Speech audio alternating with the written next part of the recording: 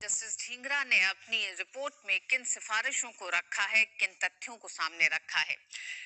इस पूरी रिपोर्ट में कहना है कि सरकार और पुलिस ने सही समय पर अपनी अपील अदालत में दाखिल नहीं की और यही एक बड़ा कारण रहा जिसकी वजह से जस्टिस ढींगरा ने बोला है कि 10 मामलों में अपील दाखिल करने की एक बार फिर सिफारिश की गई है और सभी मामलों में आरोपियों को बरी कर दिया गया था। यही वजह है कि एक बार फिर इस एसआईटी में जस्टिस ढींगरा ने एक बार फिर उन 10 मामलों पर एफआईआर दर्ज करने की अपील सिफारिश की है। साथ ही साथ एफआईआर दर्ज करने का निर्देश दिए जाने की जगह एक के बाद एक समितियां बनाई गईं। दंगों के दौरान तत्कालीन एसएचओ कल्याणपुरी ने दंगाइयों की मदद की थी। ये भी इस पूरी एक तरह से इस रिपोर्ट का एक बड़ा खुलासा है।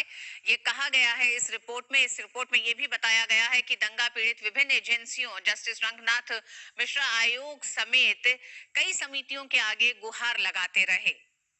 जस्टिस मिश्रा आयोग को सैकड़ों हलफनामे मिले जिनमें हत्या, आगजनी, लूट आदि के आरोपियों के नाम बताए गए थे, लेकिन समितियां और आयोग कई बने, इन पर कार्रवाई उस तरह से कभी नहीं हुई है। निचली अदालत में आरोपियों को दोष मुक्त किए जाने की प्रक्रिया पर भी सवाल उठाए गए हैं। जस्टिस ढींगरा की रिपोर्ट में पुलिस प्रशासन का पूरा प्रयास दंगे से जुड़े आपराधिक मामलों पर पर्देदारी का रहा। ये कुछ ऐसे बड़े खुलासे जस्टिस ढींगरा की रिपोर्ट में हुए हैं। उन्होंने जो जिन सिफारिशों को करा है, जिन तथ्यों को सामने रखा है, उसमें ये भी एक बड़ा सवाल खड़ा करता है। निचली अदालतों ने एफआईआर में देरी, गवाही दर्ज करने में विलंब का हवाला देकर गवाहों के बयान खारिज कर दिए। ये वो वजह थी जिसकी वजह से जो गवाह सामने आए थे अपनी गुहार लेकर, उस पर किसी तरह की कोई कार्रवाई नहीं हुई। समिति ने 1995 में आरोपियों को दोष मुक्त करने के 6 फैसलों के विरुद्ध अपील की सिफारिश की है।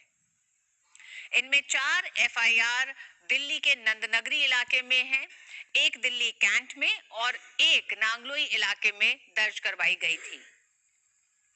इन 6 एफआईआर पर दोबारा कार्रवाई की बात की है। समिति ने न्यायाधीश एसपीएस चौधरी के आदेश को लेकर भी यही सिफारिश की है।